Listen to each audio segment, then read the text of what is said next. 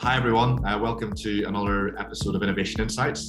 Today we're joined by Grahame and Rafaela from Liverpool, John Moores University. We're going to be talking about innovation, particularly within the health and social care markets, and understanding some of the really exciting concepts and opportunities that are happening in that space. So thank you for joining us, and really looking forward to the interview.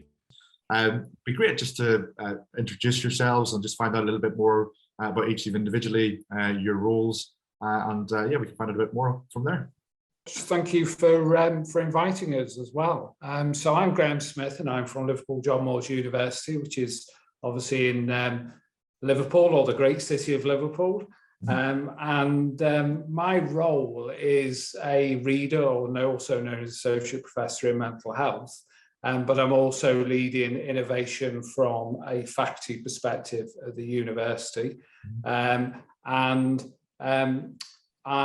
am a mental health nurse by background and a philosophical pragmatist as well. So what that means is that I'm very interested in user-centric innovation. I'm very interested in people within the health and social care sector developing solutions to their everyday challenges. So my role really is to facilitate that. Obviously, there's a methodological robustness to that, but on the whole, it's about supporting user-centric innovation. Thank you, Grahame. And Rafaela, it'd be great to hear a little bit about you and your role. So my name is Rafaela Ganga, and I'm Senior Research Fellow at Liverpool John Moores University. So I work with Grahame in our EU accredited Living Lab, and mainly our work is focused on facilitating and validating health innovation, so supporting not only academics but also entrepreneurs and innovators in this bridging between these two areas of work, between academia and outside academia. My background, I'm a sociologist, so my PhD is in sociology, and by default, always very interested in people and relationships between people. So working with Grahame has been very easy in that sense, because we all both stand more or less epistemological on the same grounds, as we are very concerned and very interested in what people have to say about their lives, but the way they use technology, the way they engage and perceive their health, and so on. So it's been a very easy transition for me to do in methodological terms, but also in the perceptions that we both have of how knowledge is developed, constructed and shared. Fantastic, thank you. And really interesting, obviously collective background, and hopefully today we'll throw a lot more insight into sort of how that unfolds into the innovation space. And from what we've read and seen, and of course in our conversations, we've seen this for Liverpool, John Moores underpinned by values of transformation and innovation. It kind of comes through in what we've talked about previously, but equally really good to get your thoughts and sort of elaboration on what do you think that sort of ethos means to the university? Do you see it as a transformative and innovative organisation? Yeah, John Moores is based within Liverpool, right in the centre of Liverpool. And some people would say that when you look around, you'll always see a building with Liverpool John Moores on it. And it's been in the city centre, I believe, since 1825. So it's grown up with the city, and it's very much a civic university, and that's its ethos. And what it means by that is it is a Liverpool university. It is welcoming, obviously, to students outside of Liverpool and internationally. However, it is very much a Liverpool-based city region type university, and it takes on board its role within Liverpool in a very serious way. It understands that at times Liverpool, though developed as a city centre, probably quite quickly over the last 10 years through the capital of culture, for example, from 2008, there's still areas that are deprived, and there's still areas that are challenged in terms of some of the worst deprivation in the country, and also some of the worst health concerns as well, so cardiac problems, mental health conditions, and Liverpool John Moores understands that, and it sees its role to address that in terms of knowledge exchange. So it's not just about knowledge for knowledge's sake, it's about impact. And certainly in relation to the work that we do within Liverpool John Moores, is that we are accredited innovation centre within the university, and we work quite closely with other centres, research centres and entrepreneur centres, to address some of those health challenges that exist in Liverpool. And we don't ignore that. I think that's one of the most important things, is that we don't say, oh, everything's wonderful because we're building big buildings and we've got cranes in the skyline and stuff like that. There are still people that need support and help as we move forward. So certainly the ethos of a civic community university is very much around how we can help the local populace, and also lessons learned that can be disseminated both nationally and internationally. I think that seconding obviously what Graham said, that the role of the university is also very visible on the partnerships that the university have. Looking around us, for instance, from our own lab, we work with Liverpool City Region, we work with the local trusts, we work with the City Council and so on and so forth. So there is a huge amount of partners within the city, but also in the city region and European-wide, that, has Graham was mentioning, re-enhance the civic role of the university, but also the openness of not just the city towards the world, but also the openness of the university in that role of developing knowledge, but also exchanging knowledge. So because just creating knowledge within the university doesn't do anything with that. It doesn't generate common good. It needs to be exchanged and taken outside from the university walls to actually have an impact in the society. Brilliant, thank you. And that, so it sounds like it's the social, I suppose, the social heart in a way, and the application of what comes out of the university and how it impacts obviously people not just in Liverpool but beyond that. And I guess just exploring that point a little bit further, I mean, whenever you look at, I guess it'd be good to understand a little bit more about the innovation process at the university, and I guess what innovations are coming out of the university, and how that's sort of helping the, you know, your health and social care markets, you know, locally and of course probably more nationally, I would expect to. It'd be good to just understand some of the things that are actually happening and how those processes work.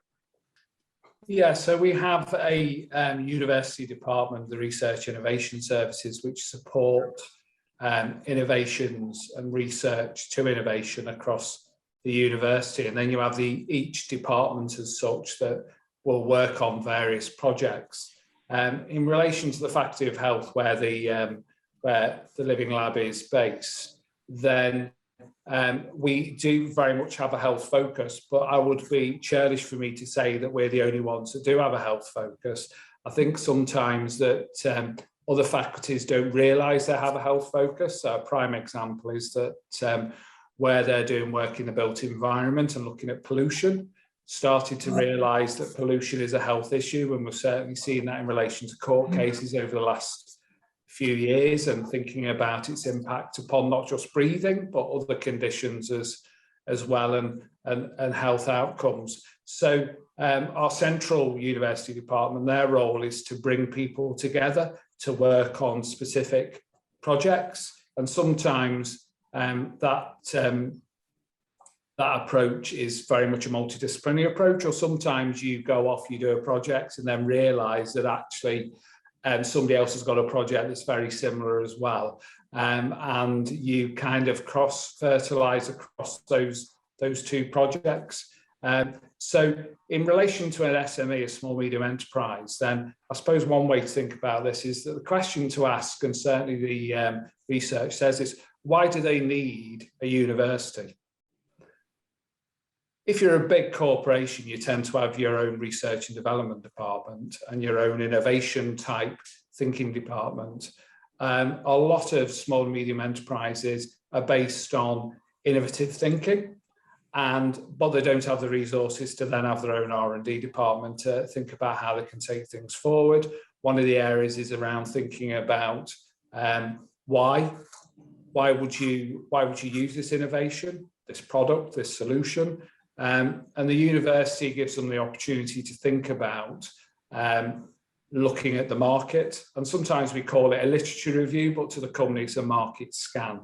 And then they can start to understand the position of their product within that space. And SMEs only find that there's value where they get something back. So really the bit about getting an SME to a university, and going back to that question, why would they go to university, is around engagement. So the first step in any kind of innovation collaboration between the university and SME is engagement. So getting out there, getting known, working with the innovators, entrepreneurs, the SMEs, the big corporates, and being able to talk about the value of. And the value for, and I can only talk about the lab as such, the value for the lab is that if you are developing a solution and you don't involve the user, then there's not going to be real fit. You may think it fits, and then what you find is that actually when it goes out to market, it doesn't fit need. So there is something about, and then obviously if it doesn't fit need, you have to redesign it. So a living lab, a user-centric approach will reduce redesign as well. So actually it's quite an efficient way of doing things by getting the user involved. And our value is that we will have access to users, people with conditions, citizens without conditions, because of our relationships with health and social care providers, commissioners across the city region. Thank you, Graham. And Rafaela, again, incredibly insightful. Rafaela, anything that you would add to that specifically, or? Not really, no. I think Graham obviously has a much better overview position of the university concerning innovation from his faculty lead role. And I obviously have a much more localized perceptions of these relationships we have established within the university, but also outside the university, and how those processes been developing. What I would add, obviously, is a process that is an ongoing process of learning for ourselves in terms of tuning in our methodologies of how to work with particular companies and how to develop robust methodological approaches on how to do that, but also within the companies, how we manage that relationship, but also building the awareness of the role and the importance of research, and seeing academic research not something that is distant out there, not for me, but something that can be useful and can be very valuable on a pitching for a particular product, or to commissioners and so on. So how can we bring research into the real world and make it valuable for others and not just academics? Yeah, I love that. So it's kind of two sides to the coin, isn't it? They're the kind of the aspect of vanity-based projects which actually are properly steeped in interesting information and just factual discoveries. But to your point, if you can't actually do something with that, and it's like innovation in any kind of sense, if there isn't a practical application for it, then it's really, really interesting, but it doesn't have an impact. And without the impact, then is it truly an innovation? So I completely get that approach. And the thing that probably really resonated with what you said, Graham, was the evidence aspect of it, which is also true. And again, it cuts across lots of different industries, which is, don't go and build what you think, go and build what people have told you to build based on how they use it and how they think. And the other interesting part is how they use it, how they think they'll use it actually changes. To your point, when you look at the redesign, you're building redesign and I guess reconfiguring aspects of products or services based on usage data is probably the iteration of the collaboration process that exists. And in my opinion, I see that all the time. If people don't do that, they kind of think, oh, we've done that, move on, that's finished. The reality being, it's only just started. There was one idea, and we talked about it, I think, in one of our previous call, which I personally find fascinating, because it kind of brought those things together around the House of Memories, that had that really creative approach of taking things that already exist and sort of using technology to deliver that to, obviously, I think particularly sort of dementia patients, to sort of, how do you sort of unearth those memories again? It'd be great just to get an overview for our listeners today, just about how that works and what it does, because yeah, as I say, it was a really, really fascinating, and is a fascinating project. Yeah, I'll let Rafaela talk about the House of Memories. What I'll deal with first of all is memories. So what we know is that when you're working with people living with dementia, but it could also be mild cognitive impairment, is that what's useful is memories as a way of communicating, and we all do it. So we may not think we do it. Sometimes we talk about this thing called reminiscence, and we talk about it as if it's some kind of really important program that has to kind of be in a specific way. But actually, we all do it. We go to a party, we watch a television program, we see something, we smell something, and it generates a memory. And out of that memory, it generates a conversation, and that's about communication. People living with dementia, there is a challenge around how they use memories in the here and now. So using memories in the past is a very useful way of developing communication that can then support the here and now. Because if we can continue to support the here and now through that form of communication, and we call it cognitive stimulation, what we're doing is we're avoiding that individual being socially isolated. And that's really important, because social isolation for somebody living with the condition and also their carers is a risk factor, and that can increase the dangers of dementia in that sense. So cognitive stimulation and using your memory, so cognitive rehearsal, and using your other cognitive faculties, which includes having a conversation and using language and all those kinds of cognitive skills, those muscles, if we think of the brain as a muscle in that sense, are all good things, because that keeps the individual active, mentally active. And that effectively is what reminiscence is around. What the House of Memories does is that it builds on museums, and museums have all these artifacts of the past. They have all these wonderful things that we can engage with. And that is something that the House of Memories programme within National Museums Liverpool does. So I'm going to hand over to Rafaela, because our work's so extensive in that area. So I'll let Rafaela talk about that. We both did some obviously work with House of Memories from National Museums Liverpool, Grahame, on a different scale that I did. So I came in much later than on the development of House of Memories, more from the research point of view than the actual innovation and development.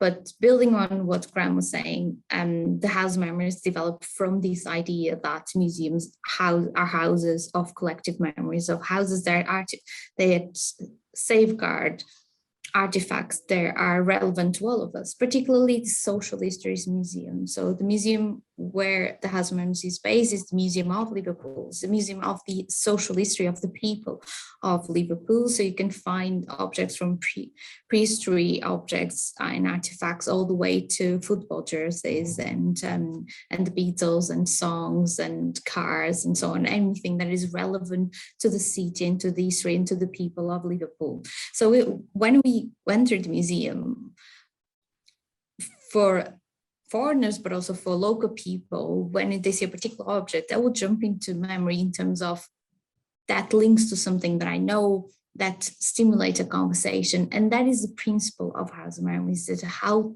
artifacts that have a significant value to a particular person stimulate the relationship with whomever that particular person is visiting the museum.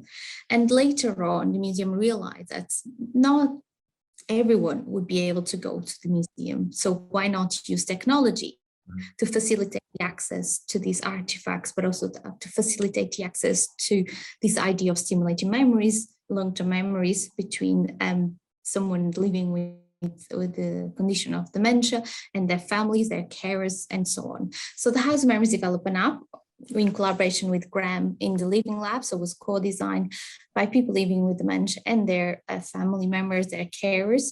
The app is very interesting because it has particular points that, for instance, the exit button sometimes starts wobbling to let people know that that is there for something, that can do something. So that is a particular feature.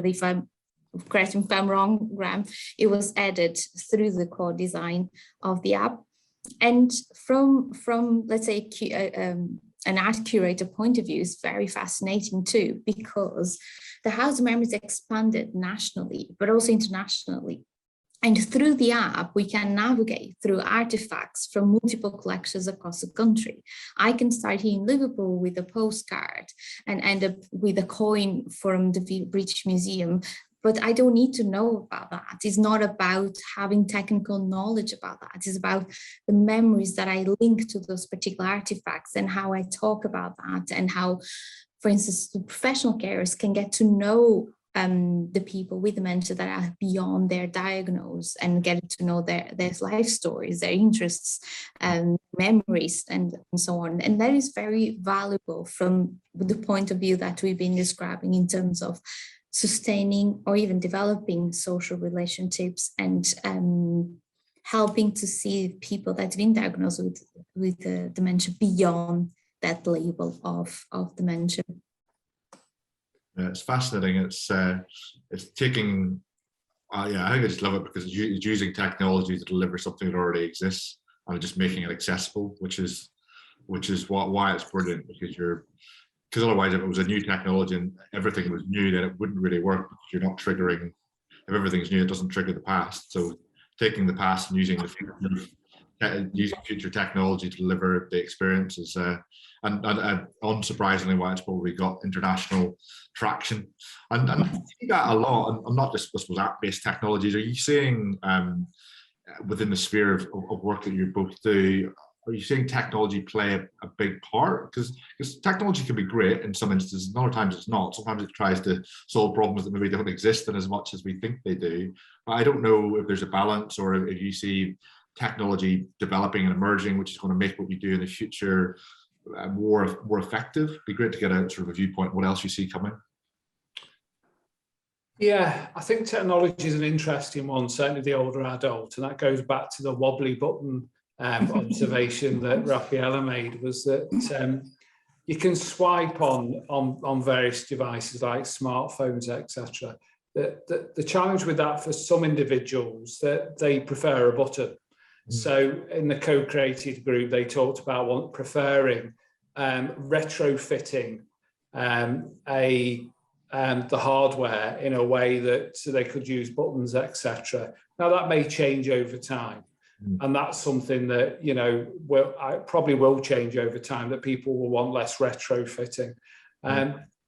However, I think we all like our retro, because you walk through a city centre and now we've got vinyl that's come back, and that in itself triggers memories as well about the first records we bought, and people talk about feeling the vinyl and how it scratches and the noises and stuff like that. So technology for technology's sake is not always certainly a good thing, and it's not a good thing when you throw the baby out with the bathwater. So it's got to enhance a person's life, and that sometimes is certainly a challenge. So, for example, we talk about robots, and there's a lot of work around robots and AI and machine learning and all those kinds of things. But what's interesting is that actually it'll be smart homes that will be the robots of the future. You might find that robots are more problematic in what they do, because, of course, if you look at Liverpool, the majority of the housing is Victorian. So how do you get a robot in those kind of houses, and how do you change it in a way that it actually can be useful in that house, and how do you make that house smart? So are we going to build all new houses if we're going to use smart technology? What will that look like? So a lot of retrofitting will continue, and a lot of adapting of technologies. The other thing is that one of the things that we found when working with people living with dementia, but other conditions, is that somebody comes in with this idea that is new in their head, and actually somebody else has done it, but in another context. And it's really important to scan the market and understand what's out there, because innovation can also be repurposing. It's not just about something that's absolutely brand new. So, for example, if a smartphone is really useful to help somebody be reminded to go to the doctors, to be independent, to find the way home, can that be adapted rather than creating a whole new device or a whole new app or so forth and so on? Can something else be used as well?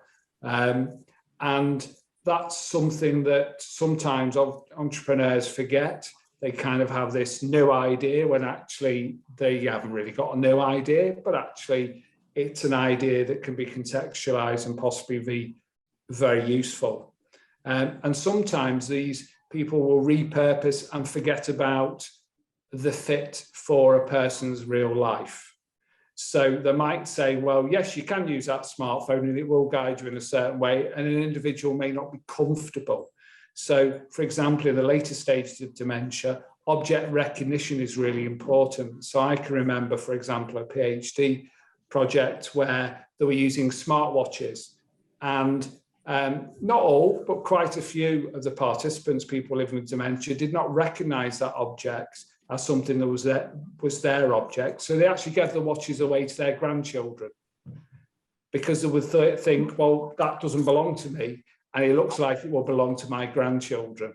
So a smartwatch was not a very useful thing for those individuals. So it has to fit real world need, and that's really important. So we can have whizzy gadgets in the future, but if they don't fit real world need, then it's not going to really happen. So we can have our flying cars,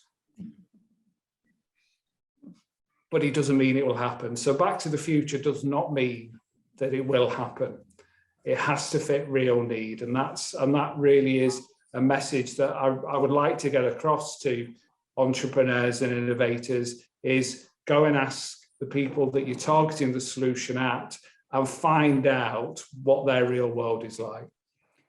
And their real world also is shaped by their material conditions, like probably going back to the housing issue, particularly when we're talking about deprived areas or an aged population. We definitely need to have a conversation about their material conditions, their resources to access, not just their ability to access technology, but also their resources and how that fits, for instance, in their priority of needs, and how that is being addressed in their care and their quality of life, and how that is structured. So I think that conversation also needs to happen when we think about technology and developing of technology. How accessible are they?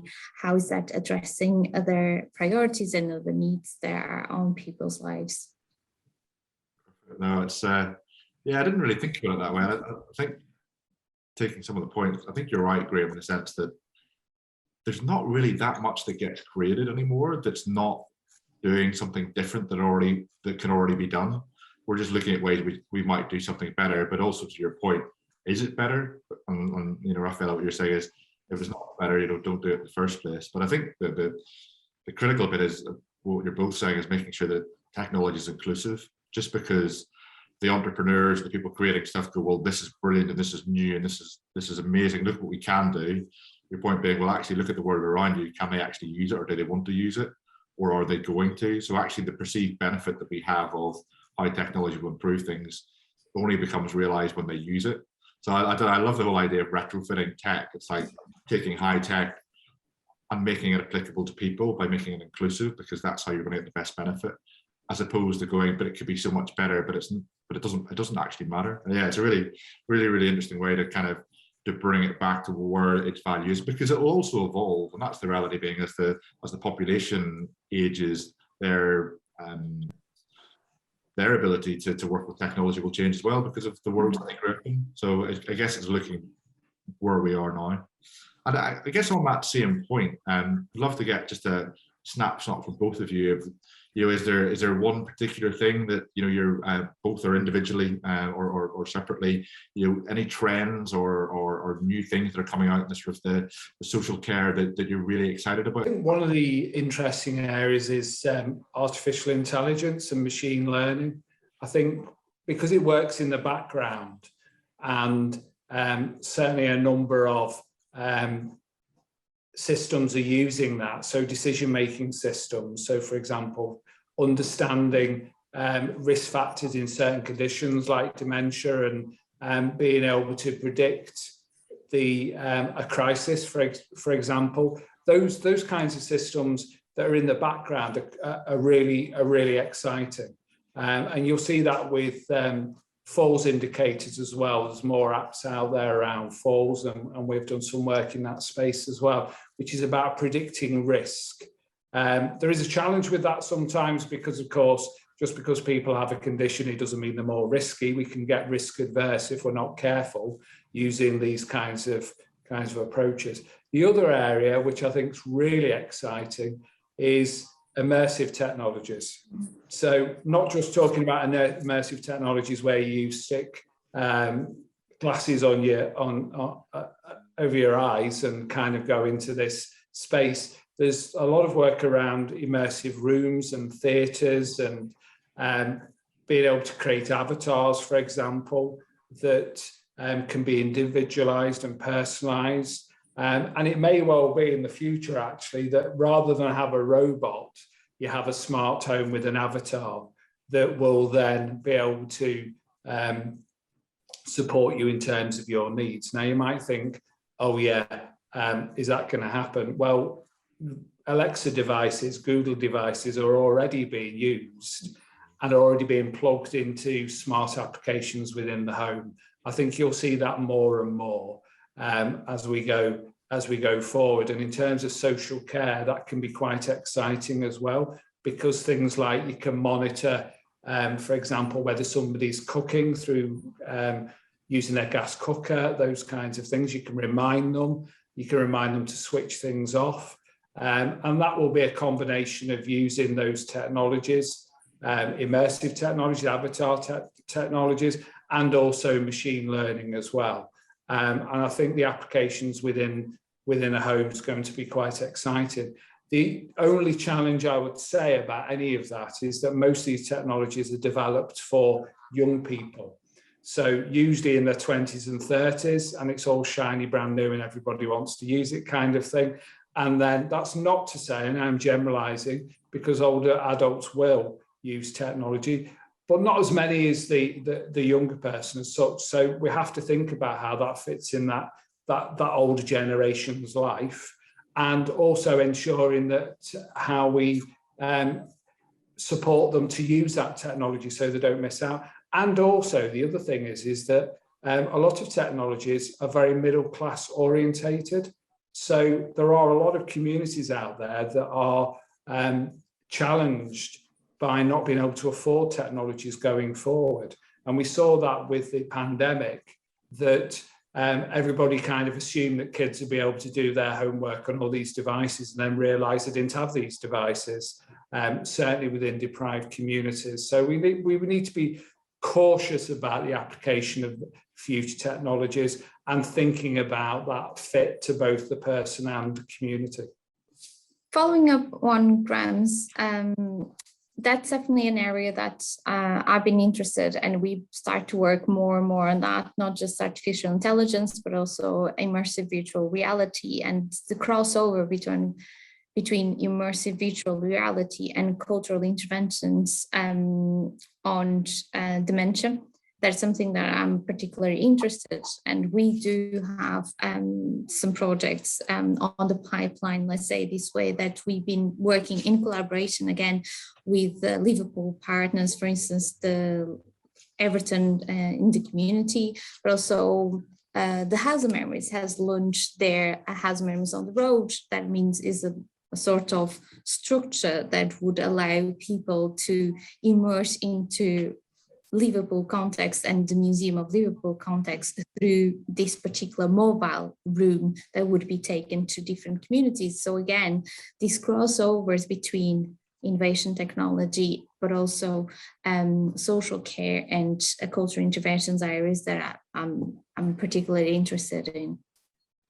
Brilliant. So well, yeah, fascinating space, and one that will continue to evolve, and I think we'll wait and see, and it's, I suppose it's people just actually seeing it as well, because it's quite removed unless you're in this space, or in family circumstances or friends that are kind of this is happening to. It's quite difficult for people to actually know what's happening in the world, because there's almost so much information, so many different things happening. It's really refreshing to see just some of the stuff that actually is coming. And on that, and I suppose thinking more, I suppose academically and as practitioners of innovation and sort of social care, what would your one piece of advice be to other sort of like-minded innovators in the health and social care space? And any words of wisdom that you would impart on them from your experiences over the last few years, or indeed the collective of your careers? Words of wisdom, that's a good a good question. Listening. Listening to the people that you're developing the solution, innovation for. Listen. Because if you don't, then you won't find the right market, and it won't fit need. Certainly within health and social care. Health and social care is littered with apps, devices that nobody uses, and you might find that your relatives use it, and that's great, but a small circle, and it's not particularly scalable. And if you look at the health and social care market in terms of innovations going to market, 90% of them die. So doing the groundwork, doing the literature reviewing, doing the market scanning, making sure it fits need, they're all the hard yards that need to be done. Because if ultimately, if you think it's going to solve a wider societal problem, you need investment, and somebody's going to have to invest. But they're only going to invest if they think it's worth the risk. And you have to provide evidence. So I would say listen to need and work on the evidence, and ensure that that evidence is robust, certainly in terms of cost benefit. Yeah, absolutely. The being able to evidence the impact of that particular innovation has is paramount. Otherwise, why would anyone use it or invest a particular innovation or technology? So developing a system, a data management system that is robust, that it seeks support to do that within academia, within research teams to help you to do that is very, very important, because further down the line you need to evidence your work, and then going retrospectively will be much worse. So if you do have a data infrastructure in place from the beginning, where you can evidence not the evolution of your work but also the impact, that is very, very important. Great. I think it's sound advice, and it probably resonates in lots of things as well, isn't it? The basis of do your homework, do the hard work first, do all the preparation, the validation, because when you do all that bit right, the foundational work, then actually what you put on top will go, as opposed to probably what lots of us do, which is half-baked ideas sometimes just get thrown out there. And I think you mentioned earlier, Graham, they're sitting on the shelf because people don't really think about what they're going to do. They look nice, but they don't do anything. And if they don't do anything, then you would have been better just staring into the space for a while. So I completely get that. I think that's the end of our questions. I mean, it's a huge thank you from me, and obviously from Idea Drop. Thank you for having us. Yes, a big thank you as well. It's nice to for us to think about and reflect on what we do as well, and what our value is to the health and social care ecosystem. So thank you very much for that. Very useful. Thank you.